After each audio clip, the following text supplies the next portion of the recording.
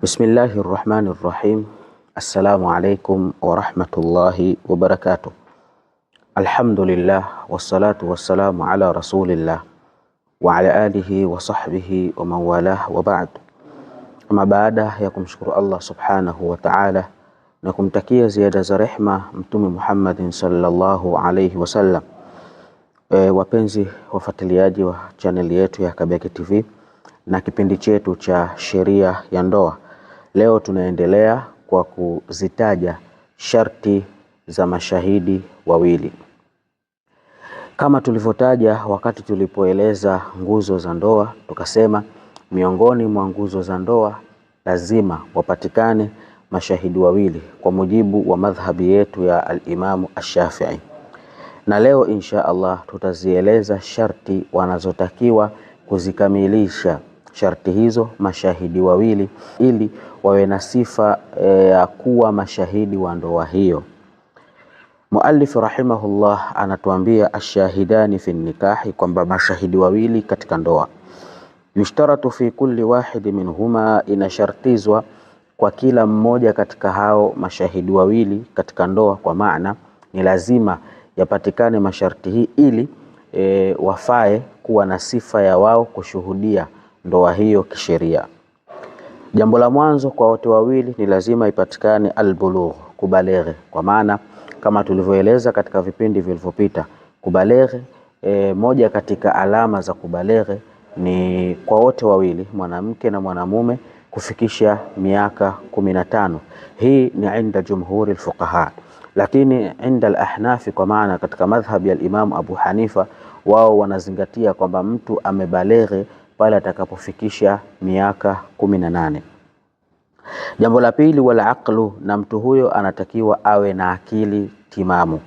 Jambo la tatu, wal hurriyatu, anatakiwa ni mtu aliyekuwa huru na siye mtumwa. Tunaposema al hurriya, maana yake kinyume chake ni al abdu, kwa sababu mwanzoni mwa Uislamu na mwanzoni mwa mafundisho mbalimbali ya Uislamu kulikuwa kuna kipengele cha kuwazingatia wale watumwa kwa wakati huo, na walikuwa wana hukumu zao mbalimbali katika sheria ya Uislamu.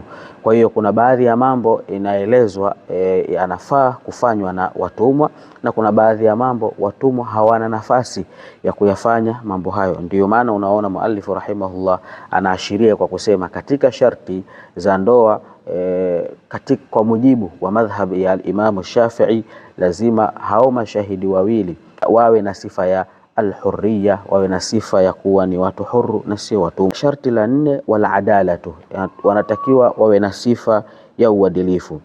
Fala tuqbalu shahadatu al-fasiq illa idha amma al-fisqu, haukubaliwi ushahidi wa mtu ambaye ni fasik isipokuwa pale itakapokuwa jamii tulionayo imeenea aghlabia watu wake wengi ni mafasik. Na tunaposema ni al-adala, maana yake ni mtu kuwa amesafika na utendaji wa madhambi makubwa na yale madhambi madogo madogo. Huyo ndo mtu ambaye anakuwa ni adil, ni mtu ambaye ni mwadilifu.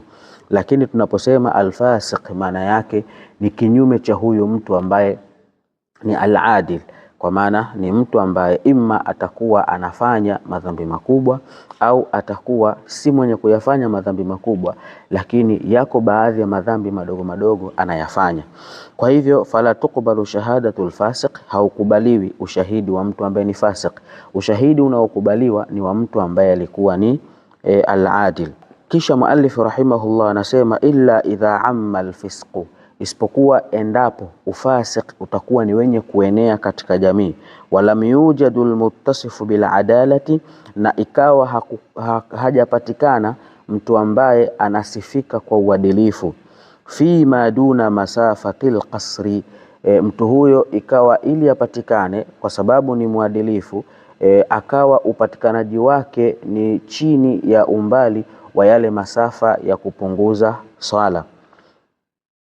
Fa indaha tajuzu shahadatu min alfasiq, kwa hiyo pale ambapo itakuwa imekosekana sasa mtu ambaye ni mwadilifu na pengine yupo lakini yuko umbali ambao ni mrefu, na waliopo wenye sifa ya kuwa mashahidi wamekosa sifa ya uadilifu, fa indaha tajuzu shahadati min alfasiq, basi wakati huo sasa itakuwa hakuna namna, itajuzu yule mwenye kuwa na sifa ya ufasiq, kwa maana ima atakuwa ni mwenye kuyafanya madhambi madogo madogo au atakuwa ni mwenye kuyafanya madhambi makubwa. Huyo kwa hali hiyo itafaa kwake yeye kusimama kama sehemu ya shahidi katika ndoa hiyo. Lakin yurai al-amthal fal-amthal, lakini itachungwa mfano kwa mfano. Mfano, tunapozungumza al-amthal fal-amthal, maana yake tunaangalia baina ya hawa mafasik ni yupi ambaye sifa yake ya ufasik ni ndogo zaidi kuliko sifa ya mwingine ambaye pengine sifa yake ya ufasik ni kubwa zaidi. Kisha ametutolea mfano muallifu rahimahullah katika hilo, akasema fasharibul khamri mathalan, mfano yule mlevi. Ulevi ni jambo liloharamishwa katika Uislamu, ni jambo lisilofaa na linaondosha uadilifu wa mtu. Kwa hiyo anasema fasharibul khamri mathalan, mfano yule mtu mwenye kunywa pombe, ahwanu min qati'is salati, ni wa chini zaidi na mwenye afadhali zaidi kihukumu kuliko yule mwenye kuacha swala. Kwa hiyo anapopatikana mtu mwenye kuwa na sifa ya ushahidi, lakini ikawa mtu huyu mmoja ni mtu ambaye anakunywa pombe na mwingine ni mtu ambaye ni tariki swala, kwa huyu ambaye ni mlevi ni ahwanu zaidi, kwa maana ni yuko chini zaidi kuliko huyu ambaye ni nani? Ni tariku swala. Au masturul adala, au tukampata mtu ambaye ni masturul adala. Masturul adala ni mtu ambaye matendo yake kwa mujibu tunavyomuona ni mtu mwema na hatuna taarifa kwamba ni mtu ambaye mwenye kuyafanya mambo mbalimbali yanaoondoa ule uadilifu wake. Kwa maana masturul adala ni mtu ambaye dhahiri yake anaonekana mwema, lakini batini yake yako baadhi ya mambo mbalimbali ambayo si mazuri anayafanya. Kwa akiwa na sifa hiyo, huyo ndo anaitwa masturul adala.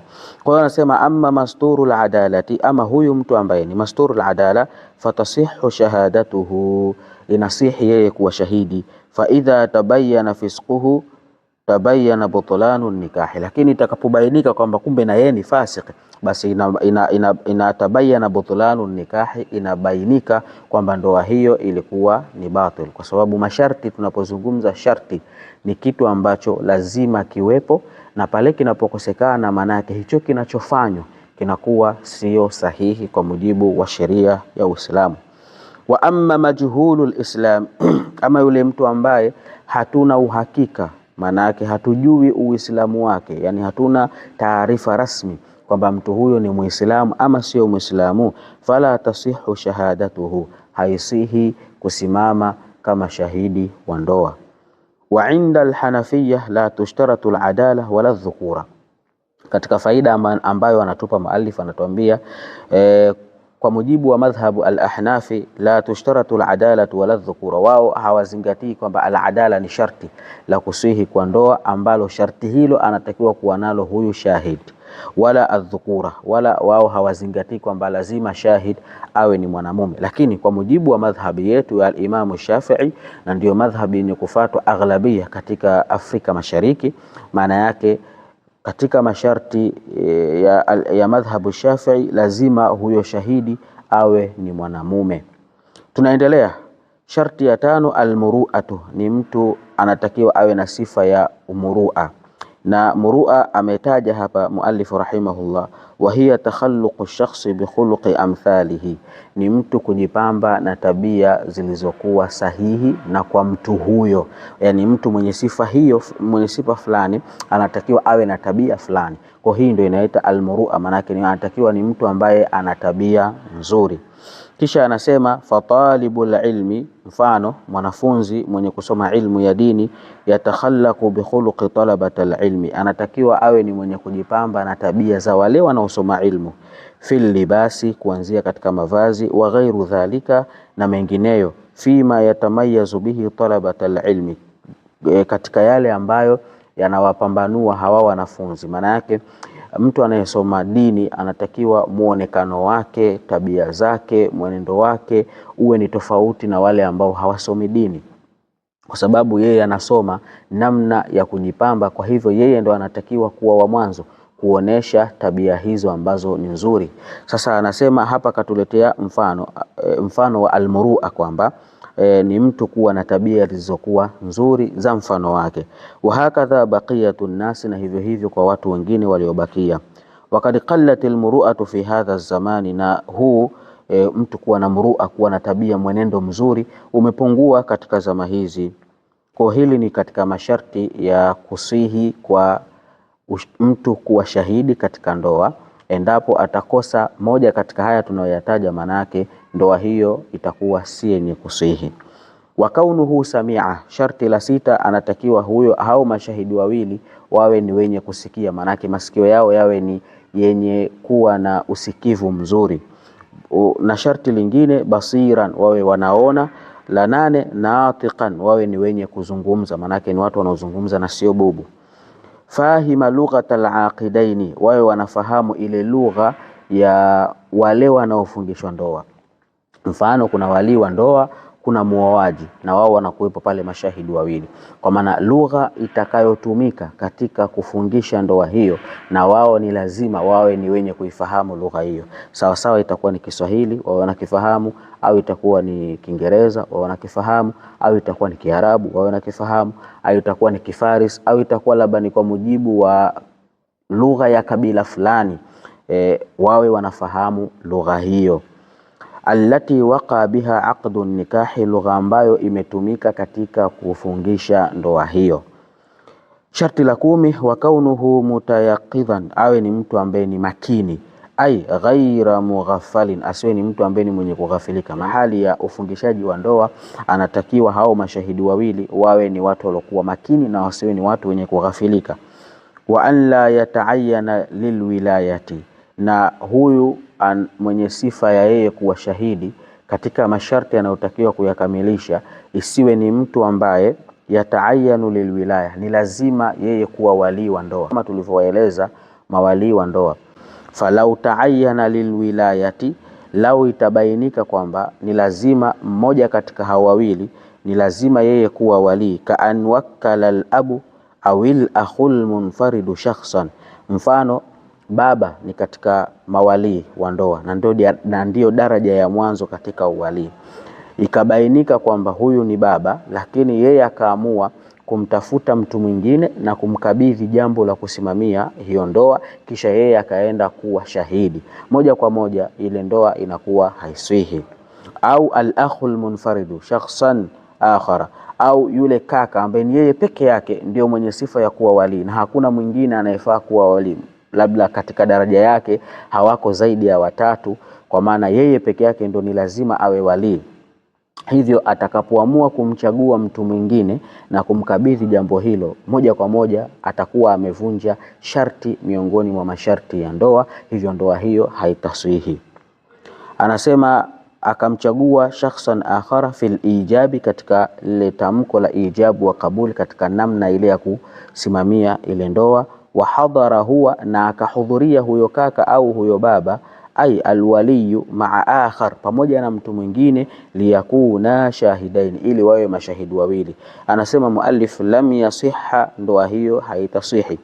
Wa inijtama'at fihi shurutu shahadati, hata kama watakuwa wamekamilisha sharti zote za wao kuwa mashahidi, kwa maana sharti zote tulizozitaja za mwanzo zote kazikamilisha, isipokuwa hii sharti ya mwisho ndo akawa ameikosa, kwa maana yeye ana sifa ya kuwa wali, akauacha uwali akamkabidhi mtu mwingine, kwa sababu inafaa yeye kumkabidhi mtu mwingine kisheria, akasimamia yeye jambo hilo la ndoa, moja kwa moja anakuwa amepoteza ile sifa ya yeye kuwa shahidi, na ndoa hiyo inakuwa si yenye kusihi. Katika faida aliyotuwekea muallif rahimahullah, anasema amma idha taaddadu, ikitokea wakawa ni wengi sasa wale wenye sifa ya kuwa mawali, mfano kaka wale kathalathatin, wako watatu, labda wale kaka wa baba mmoja na mama mmoja, au wale maami, au yule kaka wa kuchangia naye baba wako zaidi ya mmoja, kwa maana mfano watatu na kuendelea. Fayajuzu, inajuzu an yakuna ahaduhum, akawa mmoja wao waliyan, mmoja wao katika wako watatu, kwa maana mmoja akawa ni wali wa ndoa, wal akharani shahidaini, na wale wawili wakawa ni mashahidi wawili. Wa yushtaratu al-islamu sawa'un kanat al-mankuha muslima au dhimmiya, hadha madhhabuna, na inashartizwa pia lazima hawa mawali wawe ni Waislamu sawa sawa. Yule atakayekuwa anaolewa ni Muislamu au ni dhimmia. Dhimmia ni mwanamke asiyekuwa Muislamu au ni mtu asiyekuwa Muislamu lakini akawa anaishi kwa kufata sheria za Kiislamu, ndio anaitwa dhimmia. Kwa hivyo sawa sawa, huyu atakayekuwa anaozeshwa ni binti wa Kiislamu au ni binti ambaye ni dhimmia, basi katika madhhabi yetu inashartizwa kwamba hao mashahidi wa binti huyo wanatakiwa wawe ni Waislamu. Wa madhhabul Hanabila, kwa maana haya ni madhhabi yetu, utaratibu wake uko hivyo, lakini pia na madhhabul Hanabila utaratibu wao uko hivyo. Wa amma inda al-Hanafiyya, ama kwa mujibu wa mapito ya Imamu Abu Hanifa, fayushtaratu al-islamu lilmuslimina faqat, inashartizwa Uislamu kwa wale Waislamu. Kwa maana ikiwa ndoa ni anayeolewa ni binti ambaye ni dhimmia, sio lazima kwamba hawa mashahidi wawili tu ndo wawe Waislamu, kwa maana wale waliohudhuria pale wanatakiwa wawe ni Waislamu wote, inatosha kwa wao kuwa Waislamu fakat. Falau tazawaja muslimu dhimmia bihadrati dhimmiyina sahha, lau Muislamu atamuoa binti ambaye ni dhimmia, basi bihadrati dhimmiyina, kwa kule kuhudhuria tu wale ambao ni dhimmiyina, sahha, inasihi ndoa hiyo. Hizi ni sharti ambazo tumezitaja, na sharti hizi anatakiwa kuzikamilisha kila mtu ambaye atabeba jukumu la yeye kuwa shahidi wa ndoa fulani au shahidi wa ndoa hiyo ambayo imetokea katika familia yao na jamii yao. Kisha muallifu anasema walau ikhtalla fi ash-shahidaini au fi ahadihima, lau zitakosekana sharti hizi tulizozitaja kwa hao mashahidi wawili au moja katika hizi sharti zitakosekana kwa mashahidi hao wawili, shartun min shuruti shahada, itakosekana sharti moja au sharti zote mathalan zikawa zimekosekana kwa mtu huyo, lam yasiha nikahu, ndoa hiyo haitasihi. Wa yasihu nikahu bi shahadati ibnai zawjaini, na inasihi ndoa pale ambapo mashahidi wa ndoa hiyo watakuwa ni watoto wa mke na mume, yani kwa maana huyu mwenye kuolewa na huyu mwenye kuoa wana watoto wakubwa, hawa wameoana, kwa hawa watoto wao wa kiume wanafaa wao kuwa mashahidi. Mujarradi watakuwa ni wenye kutimiza masharti haya tuliyoyataja. Lakini anasema wa aduwaihima, na maadui wa hawa wawili, labda huyu mke huyu mdada anayeolewa na huyu mkaka ambaye anaoa, kuna watu ambao wao wana uadui nao, kwa maana uadui kwa namna yoyote ile, hao maadui zao pia wanazingatiwa wao kuwa mashahidi wa ndoa hiyo, kwa sababu uadui hauzuii wao kuwa mashahidi pale ambapo watakuwa wamekamilisha masharti, kwa sababu katika sharti tulizozitaja hakuna kipengele ambacho mtu atakapokuwa adui wa mtu fulani hafai kuwa shahidi. Kwa hizi ni katika faida ambazo tunazipata katika kitabu chetu hiki. Lakini wabimastura ila adalati, na wale ambao wamesitirika uadilifu wao kama tulivyosema, na hapa ameeleza taarifu ya mastur al-adala, anasema wahuma almarufani biha dhahiran, ni watu wenye kujulikana kwa mazuri yao, wema wao, kwa mujibu tunavyoishi nao, kwa kile tunachokiona, kwa sababu sisi tunahukumu wema wa mtu, uzuri wa mtu kwa mujarradi wa matendo tunayoyaona, haya yanaonekana, lakini yako mambo ambayo huwa yanakuwa ni siri ya kila mtu, kwa maana kila mtu ana mambo anayoyafanya, wewe huwezi kuyajua, hata kama utakuwa pengine ni jamaa yake wa karibu, huwezi kuyajua. Kwa hivyo tunapozungumza masturul adala, ni mtu ambaye anajulikana dhahiri yake kwamba ni mtu mwema, ni mtu mwenye kufanya mambo mazuri na hana mambo ya ovyo. Bi an lam yu'raf lahuma mufassiqun, ikawa hajulikani jambo lolote la alfisqi, la kumpelekea kuwa na sifa ya fasiki. Kama tulivyosema, fasiki ni mtu mwenye kufanya madhambi makubwa, sawa sawa atayafanya kwa kuonekana au atakuwa anayafanya kwa siri. Mujarrad wa kufanya miongoni madhambi makubwa, mfano shirki, mfano zina, mfano kuua na mengineyo mengi katika madhambi makubwa, sawa sawa atayafanya kwa kuonekana au atayafanya kwa siri, moja kwa moja mtu huyo anakuwa na sifa ya yeye kuwa ni fasik. Na hata kama pia atakuwa anayafanya, anadumu katika kuyafanya madhambi madogo madogo, moja kwa moja anakuwa anabeba sifa ya yeye kuwa ni fasik.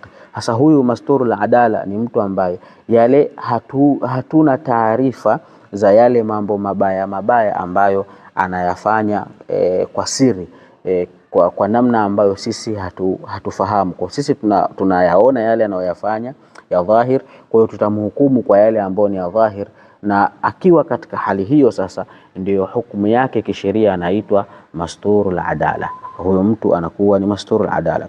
Endelea kuwa nasi katika kipindi hiki katika kuifahamu sheria ya ndoa. Na leo tumemaliza kipengele cha kueleza mashahidi wawili. Tunakuja kuzieleza katika kipindi kijacho sharti anazotakiwa kuzikamilisha yule mume anayekwenda kuoa. Assalamu alaikum wa rahmatullahi wa barakatuh.